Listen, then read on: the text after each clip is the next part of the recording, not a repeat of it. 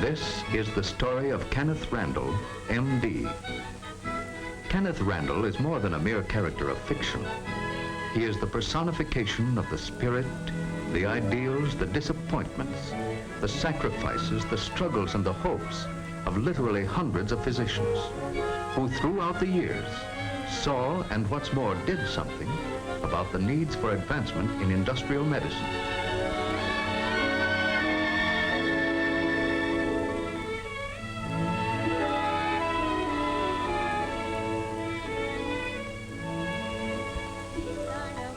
Waterfall and in the evening, da-da-da-dum, da-dum, da-da-dum, da-dum.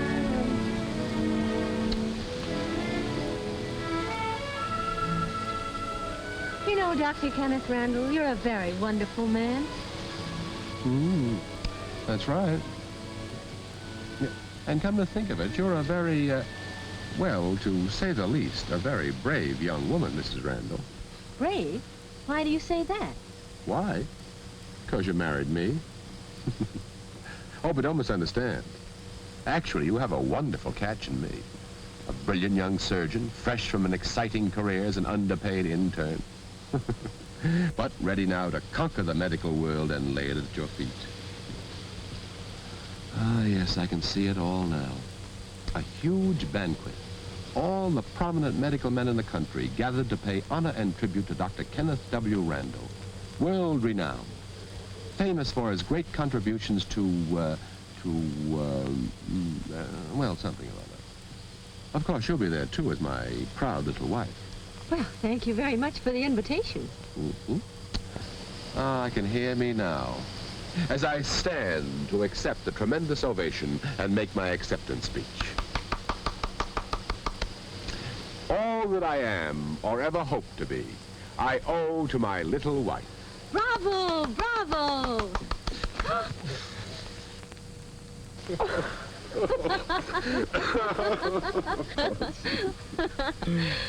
Well, tell me, Ken, if you're such a wonderful catch, why am I so brave to marry you? Because you didn't wait until I became a success. You married me now, before I even have an office of my own. I should call sharing one with Dad an office. Before I even had my first regular patient.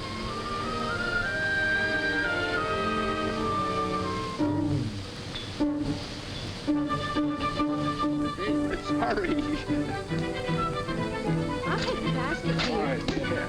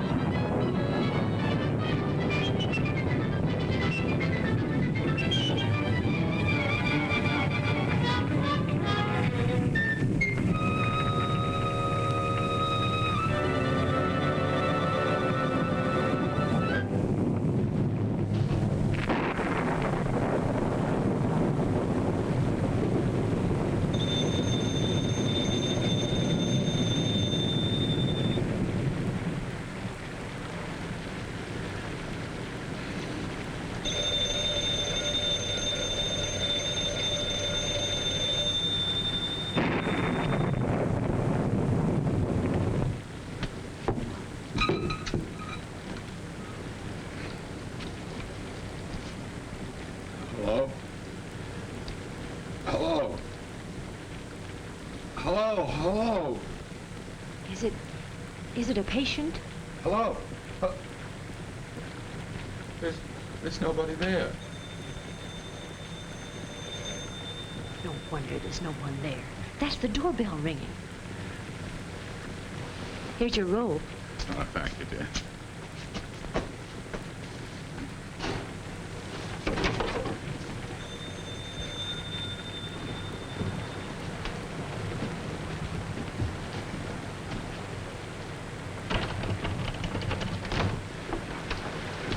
Gotta get there. Quick, Doc. Bill's hurt bad. Bleeding like anything. I'll be back in a minute.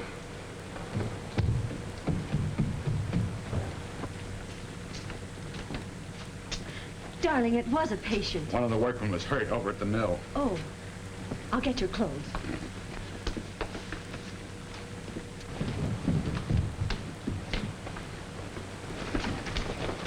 We can get there quicker if we cut across. We'll take Dad's car. Yeah. Thanks.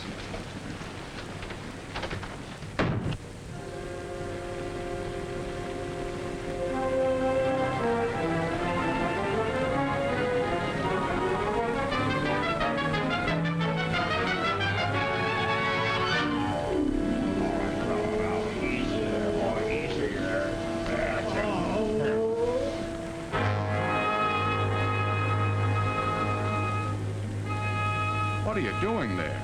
Using chewing tobacco for disinfect. Sure, that's what we always do. Cobwebs for the bleeding and chewing tobacco for disinfecting. Here, let me in there. Yes, sir. We have to get this man to a hospital, quickly. Easy. Take it easy there.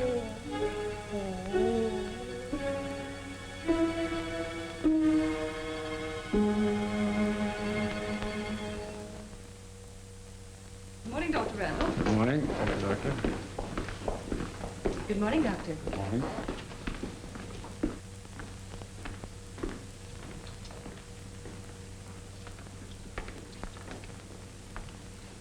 This is your chart. Here. Has my son come in yet, Miss Lane? No, he hasn't, Dr. Randall. Oh, here he is now. Good morning, Dad. Good morning, Miss Lane. Good morning. Say, Ken, I looked in on that new patient of yours just now. Fellow from the mill.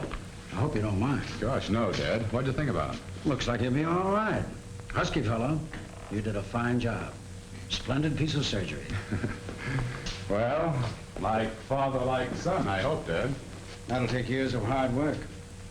By the way, you'd better accustom yourself to addressing me as doctor, especially around the hospital.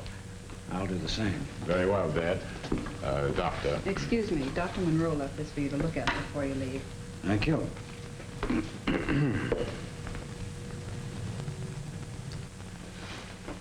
You know, I've been thinking. They have quite a number of accidents over there at the mill. I remember as a kid, you were always treating somebody from there, fixing a broken arm or something. Yes, my fees from that mill alone probably put you through medical school. I've been wondering if something couldn't be done about that. The accidents at the mill, I mean. It seems to me that... Well, I doubt if anything can be done about it. There are always accidents, especially in a mill. Men grow careless, something goes wrong with the machinery. Well, I don't know. It doesn't seem right to me. Isn't it part of a doctor's job to do everything he can to prevent accidents and sickness as well as to cure them? Of course, but within reason. You can't close every mill and factory in town. Now, you just concentrate on being a good surgeon and don't worry about anything else. Dr. Randall, they're waiting for you in the operating room. Thank you. Oh, by the way, tell Martha I'll be dropping in for dinner tonight.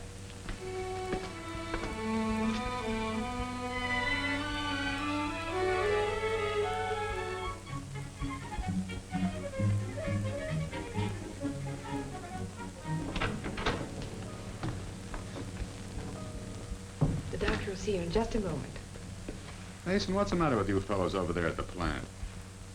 I thought I told you to come in and have this hand dressed every day.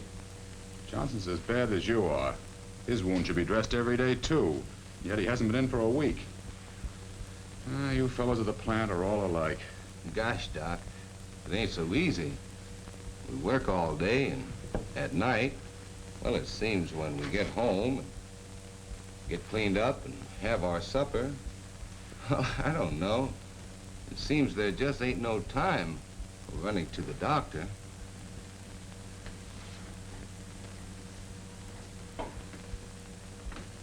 I have an idea. What time do you fellows quit for lunch? About 11:30. Perhaps if you men can't find the time, maybe I can. How would it be if I came over to the plant tomorrow at 11:30? Gee, do you think you could do that, Doc? Gosh, if you can come over to the plant, that'll help things out a lot. All right.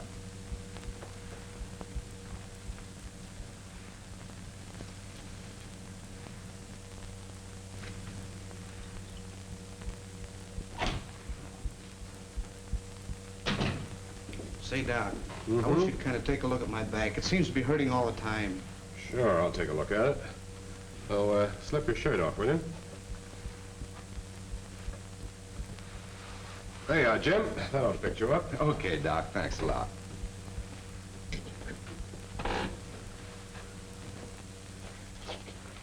Well, that's it. Now, let's see. Where does it hurt? Here? Hurt you there, huh? Do you do much lifting, Judd? Most all the time, Doc. You'd think I'd be used to it, wouldn't you? How long has your back been hurting you? Well, for several months, off and on. But lately, it's been hurting most of the time. Well, how about getting transferred to some other kind of job? A job where you wouldn't have to do any lifting. Why, I've had lifting jobs all the time. Well, if you keep on lifting, Judd, that pain in your back's going to get worse. You'll be laid up, maybe for a long time. Now, my advice is go see your family doctor as soon as you're through work this afternoon.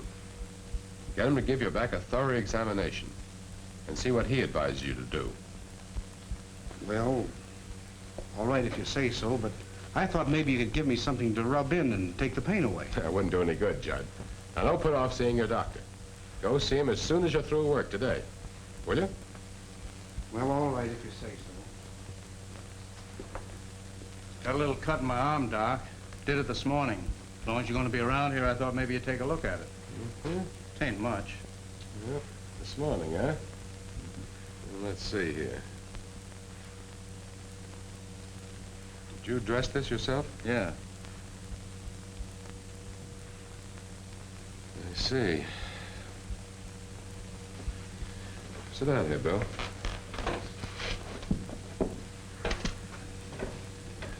Bill, you fellas ought to have a first aid kit around here. Yeah, except we wouldn't know how to use it. Well, I'd be glad to teach somebody to give first aid treatment. Come in handy in cases like this. Say, Art, Yeah, Bill? come on over here. Art's always around helping when anyone's hurt. He'd be a good one to teach first aid to. What's up? Hello, Doc Randall. Well, Doc here wants to know if you want to be his assistant. Bill suggested that you might be interested in learning a little about giving first aid in cases like this. Yeah, that'd be all right. Well, fine. I'll leave some iodine, some bandages, and a few,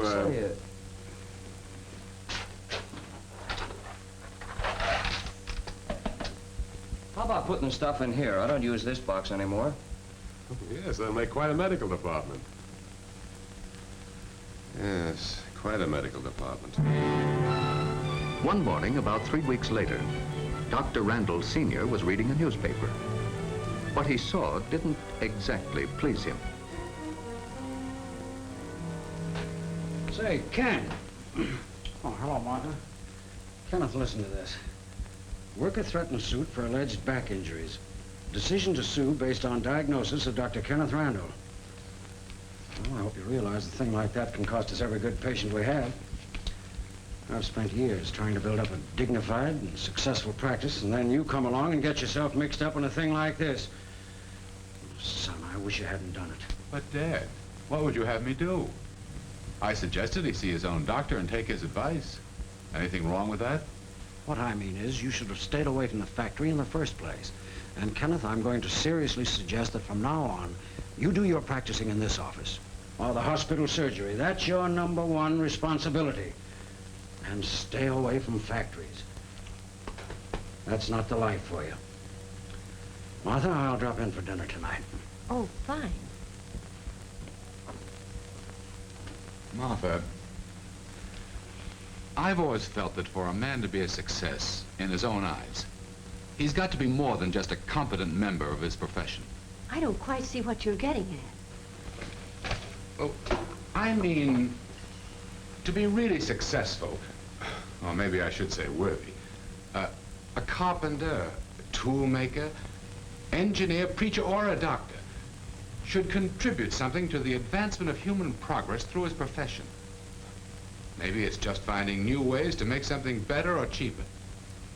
Maybe it's fighting and working unselfishly for a just cause. Ken, you sound just like a high school valedictorian. Well, maybe so, but I mean it. And as far as I'm concerned, I'm beginning to think that my job is doing something for the advancement of a new kind of medical practice. New? In what way? Well, new from the point of view of a doctor working to cut down sickness and accidents in the town's factories and mills. Yes, I suppose you could call it the practice of industrial medicine. But, Ken, you know what your father will say. What's more important, Martha? What do you say? All that I am, or ever hope to be, I owe to my wife. In that case, I'd better do all I can to help in whatever job you undertake. How are you going to go about it? Well, right now, I don't know. I really don't know. But I'm going to do something.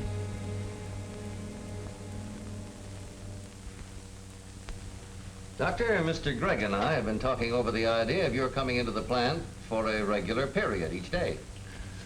I must say, the idea of a doctor in a factory seems quite unusual to me, to say the least. Sit down, Doctor. No, gentlemen, there's nothing new about a doctor in industry, and I've been interested in the idea for some time. So when you said you wanted to see me, I came right over. We heard about you treating some of the men during their lunch hour. We think maybe we can carry the plan a little further. Frankly, that was what I hoped you had in mind when you called me. You see, for the past several months, I've been doing quite a good deal of research and study on the subject of, well, I call it industrial medicine. I've been trying to find out what's already been done by others. It's been most revealing, and I might add, at times, a bit discouraging. As I said, the idea isn't exactly new. People have been trying to do something about industrial medicine for hundreds of years. Only, for the most part, very little progress has been made. But now the states are passing these workmen's compensation laws. That takes care of it, doesn't it? No, not exactly, Mr. Gregg.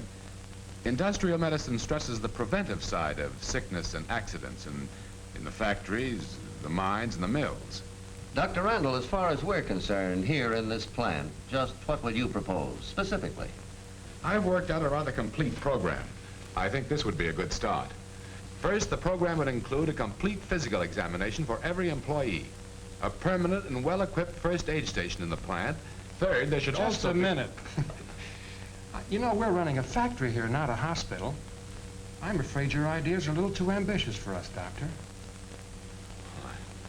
I'm sorry, gentlemen. I only... Now, hold on, Sam. One or two of the suggestions you have here are well worth considering, Doctor. In other words, I think we can go along at least part way with you. Anyway, for a start. Now, here's what I suggest. Beginning next Monday morning, you'll make regular calls here at the plant. Say from 10 to 12. And we'll fix up a place for you to work. And I think there's merit in this idea of the first aid station. Don't you, Sam? Well, it might work out as a good investment at that. Save a lot of production time and keep the men on the job. And as far as examinations are concerned, well, we'll talk about that later. What do you say, Doctor? All I can say is it's a big step in the right direction. And now, gentlemen, if you'll excuse me, I have a few calls to make. Of course. Good day, Doctor. Good day. Doctor?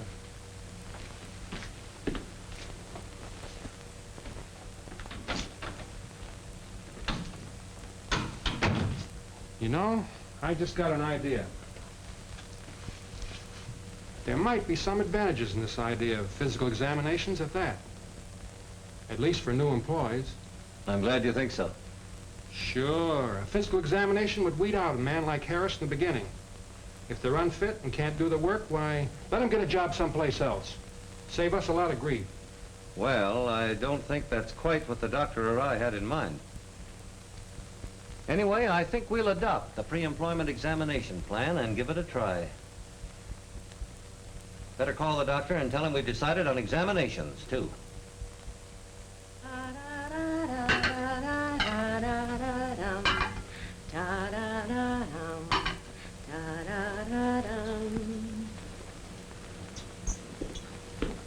Not too much dry mustard for Dad, Ken. Yeah, I know, and not too much vinegar. Well, if I do say so myself, it's just the way Dad likes it. Say, darling, you know, this is really a celebration tonight. Old man Duncan accepted my ideas. Well, some of them anyway. I begin making regular calls at the factory on Monday. Oh, darling, you're wonderful. They even decided to try a pre-employment physical examination. First, they wouldn't go for that part at all. Couldn't see the advantages. Well, tell me, Dr. Randall, just what are the advantages of physical examinations for the employees? Why, gentlemen, they're obvious. In the first place, they protect the worker from himself. In other words, some people have ailments they don't even suspect. In that case, I'll advise them to go to their own doctors for treatments. But that's only one of the advantages. The examination also protects fellow workers from communicable diseases and so forth. But it's just as important to get people placed on jobs they're physically capable of doing. This way, we can make allowances for anybody with a physical handicap. Not just put them on any old job. At least it's the ideal way. Well, it's more than that. Seriously, Martha, I think it's a practical way to cut down on sickness and accidents due to putting some poor fellow on the wrong kind of a job. If a fellow's healthy, he's happy. And if a man's happy in his job, then... That's Dad. Now, Ken, whatever you do, don't talk about your industrial medicine during dinner. Okay, sweet, I won't start an argument.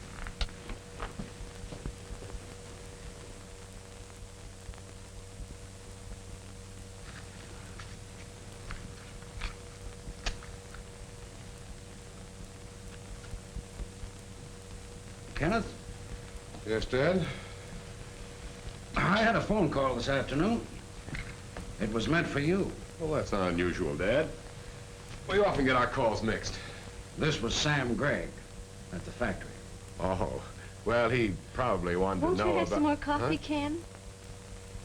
Oh, no, thanks, Mom. I gather from what he said, you decided against my advice. You're going to be Kenneth Randall, the factory doctor. Well, I'll admit it doesn't sound very fancy. Well, does that mean that you're giving up your practice? Just as you're beginning to make a name for yourself? Certainly not. I'm merely going to expand. I'll only be at the factory for a few hours each morning. Expand in a factory? What about your regular patients?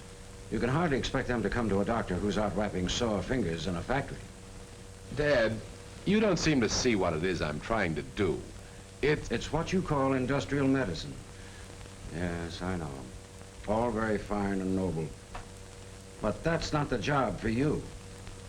Leave it for someone else who can pay the price. You concentrate on being a good surgeon.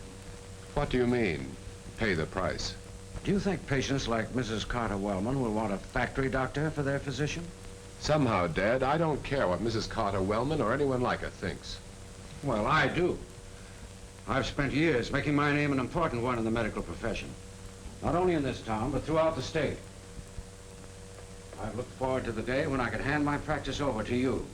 And I can't conceive of your deliberately throwing away an opportunity like this for the doubtful security of becoming a salaried member of a factory staff. I can think of no better way for you to tear down the work I've done and besmirch the name I'm proud of. It's my name too, Dad. And I certainly have no intention of besmirching it in any way. Frankly, I don't see... Well, you should see. I've told you often enough. If you don't care anything about yourself, your practice, or me, then think of Martha. You owe something to her. But, Father, I advised Ken to go ahead with what he wanted to do. Well, you can't be blamed for that. You didn't know. But do you realize what people will say?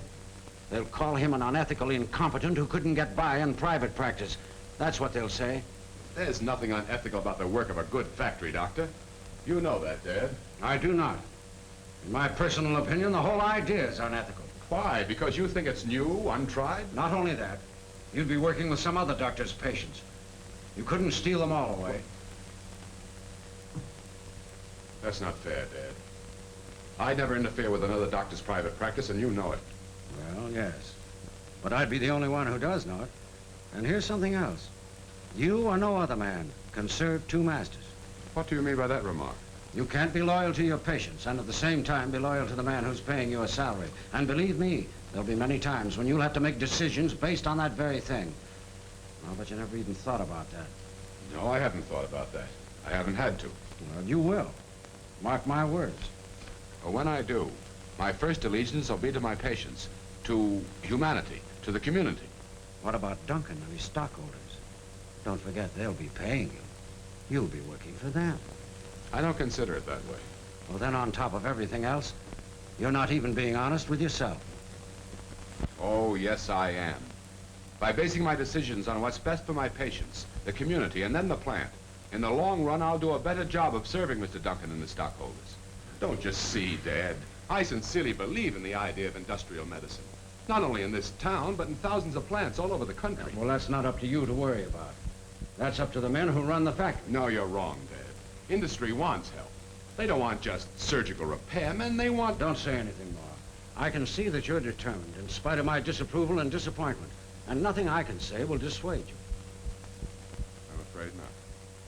Well, we can no longer share the same office. I'm sorry, Dad.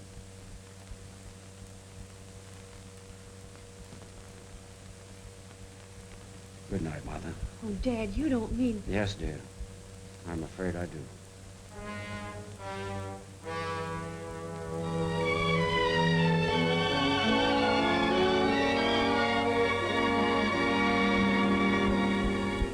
And this was only the first of the many bitter disappointments, conflicts, and sacrifices that came to the young doctor who had made his decision to become an industrial physician. Most of the conflict, like the basis of all trouble, was just misunderstanding. In the beginning, the workers themselves resented the physical examinations, and many submitted only under protest. Some of the foremen were short-sighted and resisted special job placement recommendations for handicapped employees. They said, I'll let him stick to his pill. We'll run the plant. We'll place them in where we decide. and while time solved most of the old problems, it also brought many new ones. For instance, there were cases where a man was suddenly taken sick on the job. Naturally, he was brought to the doctor in the plant. What happened, boys? I don't know. He just fainted. Okay, thanks.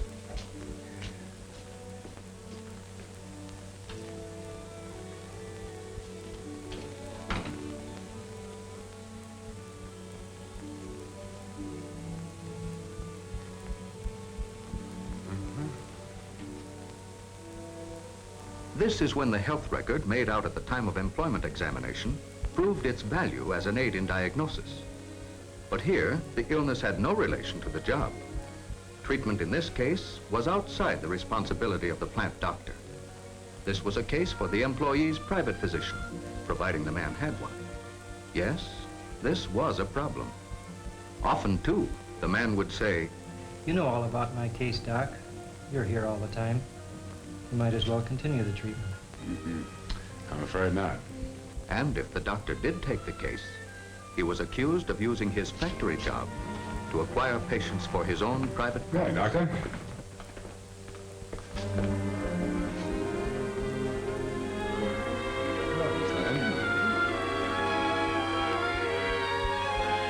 Call him an unethical incompetent and never be able to steal them all. You or no other man can serve two masters and think of one. But, Father, I advised Ken to go ahead with what he wanted to do. But then, gradually, things began to work out a little more smoothly. The workers and their families began to recognize the true benefit and respond to the sincerity, the medical skill, the ethical practices, civic cooperation, and the good judgment of the factory doctor. And even the other doctors in town were beginning to realize that instead of stealing patients away, Dr. Randall was actually sending more and more of them to their own physicians. They gradually realized that Dr. Randall was not only improving the health conditions in the factory, but working for the benefit and general health of the community as a whole. Slowly, the cloud of misunderstanding was beginning to lift.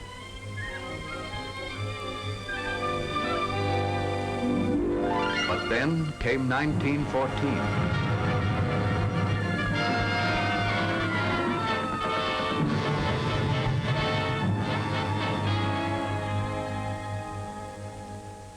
So, like thousands of other young physicians, Kenneth Randall answered his country's call.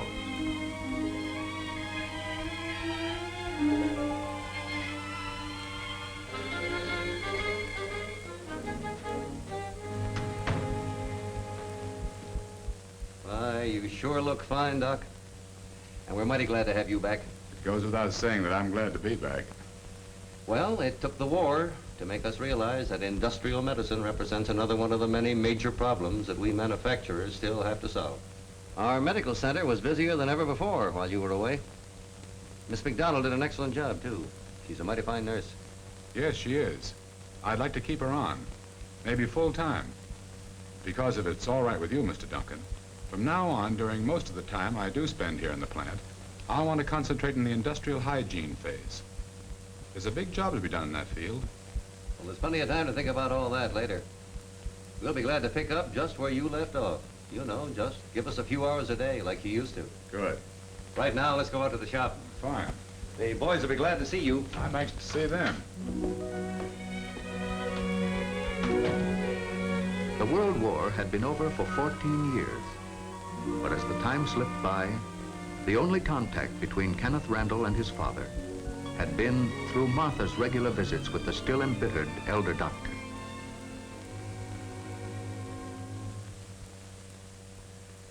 Yes, Father. Right after the war, things were a lot different. But as you know, Ken started right in and worked harder than ever in his private practice, as well as in his industrial medicine. Oh, things had changed a lot, and he didn't have quite as many difficulties as he'd had in the pre-war days. But there was one thing that still troubled him. What was that? Well, shortly after he came back from France, he was interviewing applicants for jobs at the plant. There was a young returned soldier in his office who had come to Ken with a problem. So you were in the Battle of Amman, huh? Sure was. That's how I picked up this shrapnel. And, Doc, I just gotta have a job. It seems that every place I go, they hang out the no help wanted sign. Yes, I know. Only hiring able-bodied men, they tell me. All I know is factory work. They could use me somewhere, someplace. I think so. I think perhaps our employment office can arrange something where you'll be sitting down when you work. Now, I've written some instructions on this card. You take this down to the personnel office. Gee, thanks, Doc. Good luck, and drop in to see me.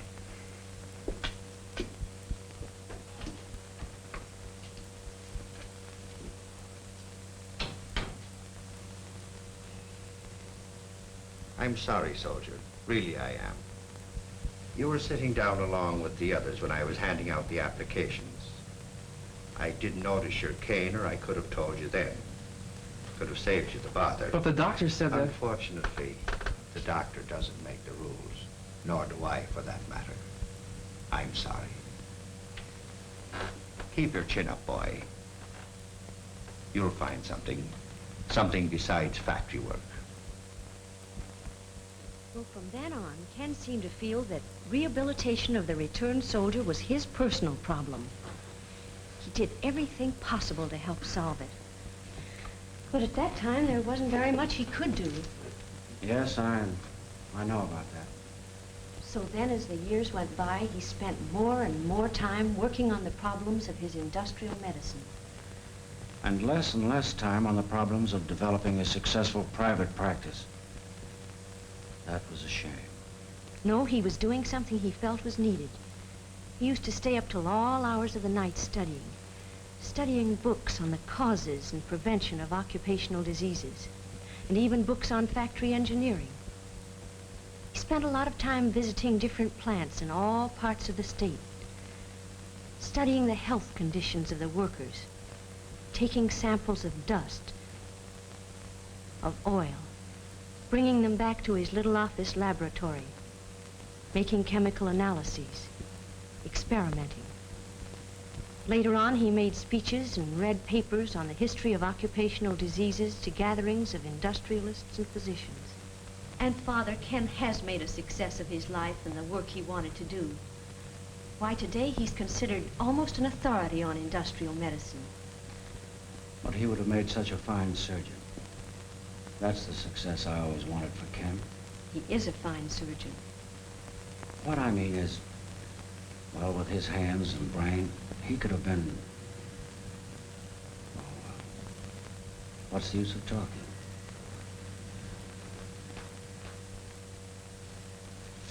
Father, Ken and I are leaving the city. We're going to move. And try to build up a practice somewhere else? It's too late for that now. That's positively insane. No, Ken is giving up his practice. He's been offered a position with a large automobile manufacturer. Dad, that's what he's been wanting all his life. A chance to work out his plans and theories in a large organization. There's so much he wants to do. A full-time factory doctor, eh? Well, that's the last straw. My son, a full-time factory doctor. Won't you come home and have dinner with Ken and me tonight? Please. Well, Martha, I haven't been in your house in a good many years. Now it's too late. You tell Ken. Tell him I wish him luck. Once again, the world was at war. The time was 1942, and Dr. Randall had been called into the office of one of the company's executives. Well, thanks. But what's this for? Why, Doctor, don't you know what day this is? No, I'm afraid I don't. I was looking over some records this morning. I discovered that this is your 10th anniversary with us. You did a fine job, Doctor, during those first 3 years with the divisions. And I'm speaking for all of us when I say you've done a superb job during the past 7, since you've been directing the medical activities of the entire corporation. Thank you. I've had a lot of fine cooperation from the company. But now the war means we have a bigger job ahead of us. Employment is still on the increase. And with the tremendous demands of our war effort, it's more important than ever that we keep our people healthy. That's really what I wanted to see you about. Doctor, what I want to ask you is how, from a medical standpoint, are we prepared for this work that's ahead of us? As a matter of fact, we're in fine shape. We've made tremendous strides in all of our divisional medical departments. You know, even if we had known what was going to happen throughout the world, we couldn't have made better preparations during these last years. Let me explain what I mean. Right today, we have plenty of facilities and equipment to make thorough examinations. We have adequate examination rooms for both men and women. X-ray machines to ensure careful examinations of the lungs. We have completely equipped consulting rooms, and we are gradually attaining our goal of full-time staffs of nurses and technical assistants in all plants. We have fully equipped laboratories for analysis. Years ago, we found out the importance of a good filing system, whereby the medical record, the medical history of every employee can always be kept up to date. Time and time again, an up-to-date medical history has proved invaluable both to the doctor and to the patient. We learned, too, the importance of having the therapeutic, the treatment rooms, entirely separate from the examination rooms. We're equipping them with heat lamps, foot baths, and we have facilities for eye care, too. We have made great strides in our surgical rooms. They're fully equipped to meet practically any emergency. Yes, I see what you mean. As I say, in all the things we've done and are doing, it's almost as though we'd been preparing for just such a time of need as this. But what I've just told you is only a part of the whole program. Go on, tell me the rest. Well, we are learning more and more to cut down on occupational disease by control of dust, control of fumes. And we are making great headway in equipping our plant with better dust traps, fume duct. The medical department has worked hand in hand with the safety engineers. We saw the importance of safety devices, such as color contrast painting on moving parts, safety ramps, overhead conveyor guards, hand guards. We also realized the importance of equipping employees with respirators, goggles, safety headdress, safety shoes, whenever necessary. Of having the lighting checked regularly. Of having air conditioning in the plants. And this is most important too, the regular inspections in the washrooms and cafeterias. Here's a phase that people seldom think about in its relation to preventive medicine. And that is intelligent, carefully planned medical participation in the induction program for new employees. I had the opportunity of listening in on part of a program just the other day. A good induction program should take into consideration the fact that many of the new employees, especially the women, have never worked in a factory before. You see, I feel that a proper explanation of the whys and wherefores of the safety rules, a complete job of conditioning, is the first step in preventive medicine. And here again, in the induction of new employees, we've made great progress. A complete and well-planned induction certainly makes sense to me, Doctor. What's more, I'd say your entire medical program is complete. Wouldn't you say so? No, it's not complete, although we've certainly come a long way. For instance, one of the things we still have to do more work on is selective placement, getting the right man on the right job, which of course means placing people in jobs they're physically capable of doing. And all that ties in with a part of the work I haven't yet mentioned. To me, it's perhaps one of the most important contributions that industrial medicine can ever make. And that? A broad program for the rehabilitation of the thousands of servicemen already coming back. That is the immediate and urgent job ahead of us. And that is what I'm really going to work on.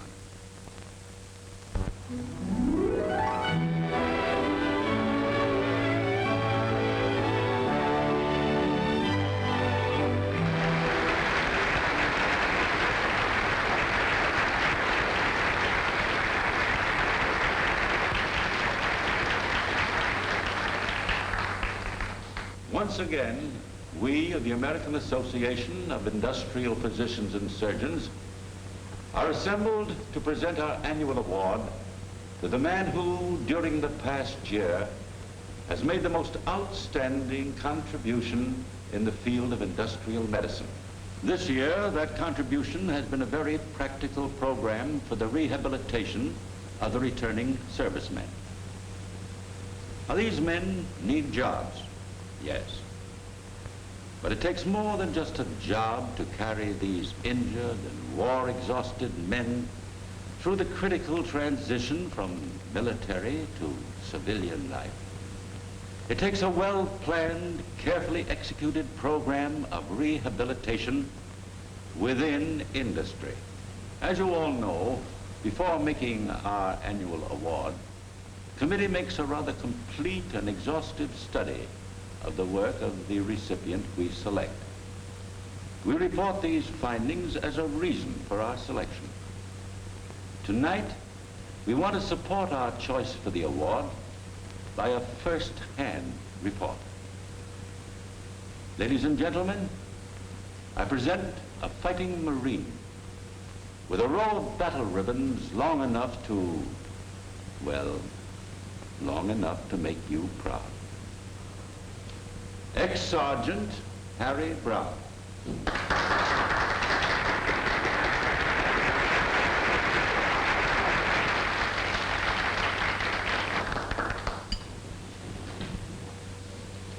I thought I'd seen a lot of doctors when I was overseas, wounded, but tonight, wow. And all looking right at me. It makes a fella kind of nervous. Dr. Calvin asked me to come here tonight to tell you a little something about what's happened to me since I've been back home. Well, after I got back, rested up for a while, I decided to see about getting my old job back at the plant.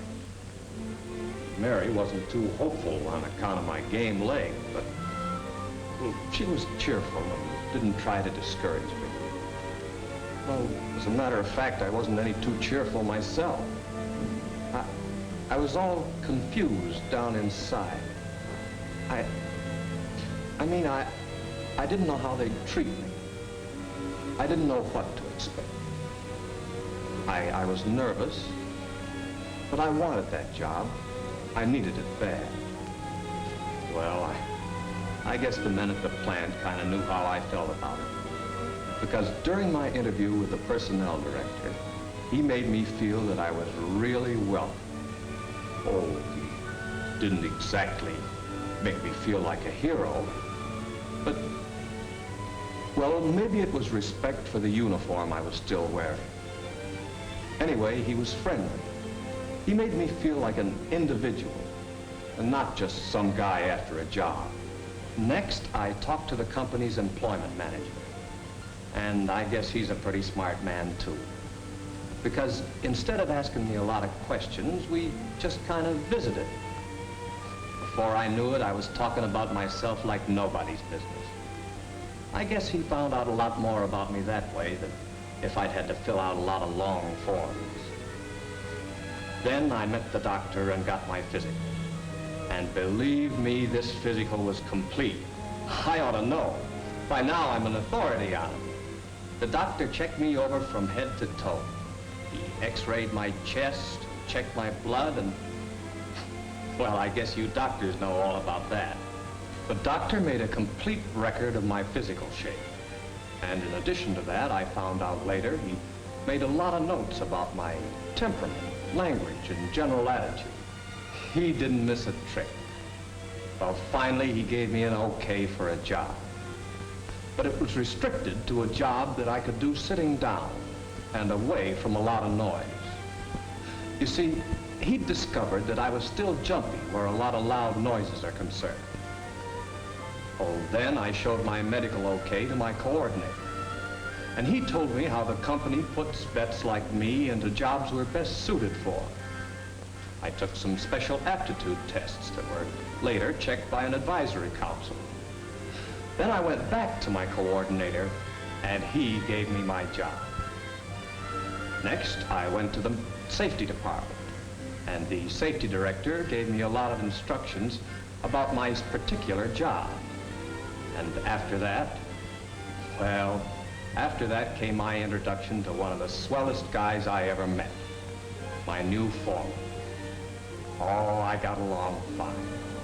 Oh, I was a little slow at first, but I caught on after a while. And Mary sure was happy. I can tell you that. After I'd been on the job for a while, I met several other men who'd been in the service and were working there at the plant. Well, they were getting along fine. You see, the plan doesn't stop with us just getting jobs they think we can do. They have what they call the follow-through system. This means another physical checkup every so often. They follow through to see how we like our jobs, how we're getting on. They just follow through until everybody is sure we feel at home, just like any other guy on his job. You see, the company realizes that it takes us a little while to make the normal readjustment, to get back into the old swing of normal life. Now, I'll admit that some of us return vets expect too much, others not so much. But we're all realizing that the main responsibility of this readjustment thing is ours, personal. All I'm trying to say, and I think I can speak for all the boys who have come back to good, honest jobs, is that a chance to work at a job, well, that's one of the things we fought for. Thanks.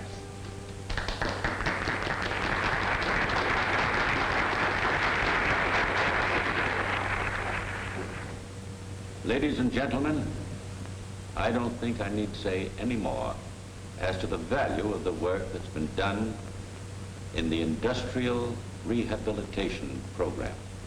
Many men throughout the nation have done and are doing superb jobs in industry's rehabilitation program. Their work has been splendid. However, it is my privilege and my pleasure to present the association's annual award to the man who has made not only the year's greatest contribution to industrial medicine for outstanding work in veterans rehabilitation, but a man who has, throughout the years, been a pioneer, an inspiring leader, a builder in the cause of industrial medicine. I present Dr. Kenneth W. Randall.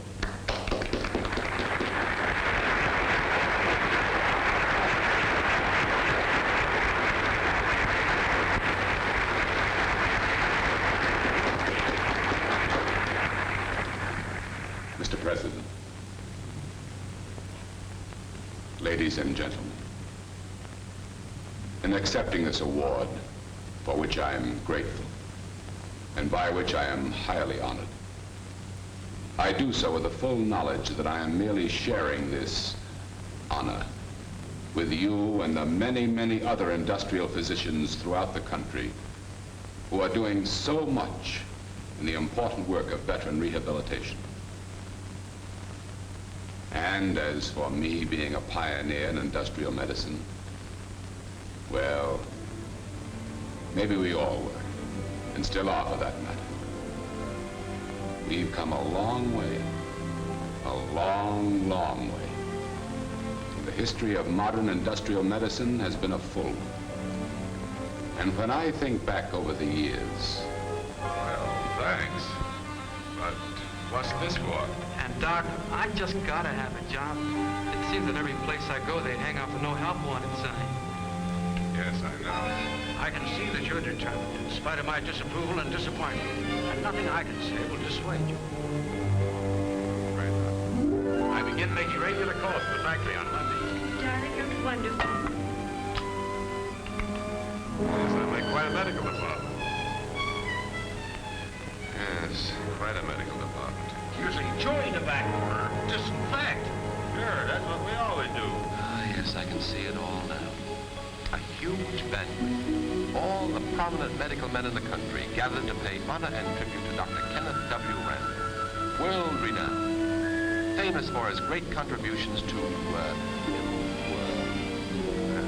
something. Of course, you'll be there, too, with my proud little wife. Well, thank you very much for the invitation. Ah, I can hear me now, as I stand to accept the tremendous ovation and make my acceptance speech.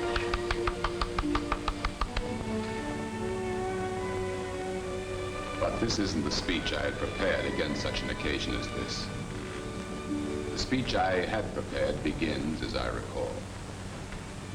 All that I am, or ever hope to be,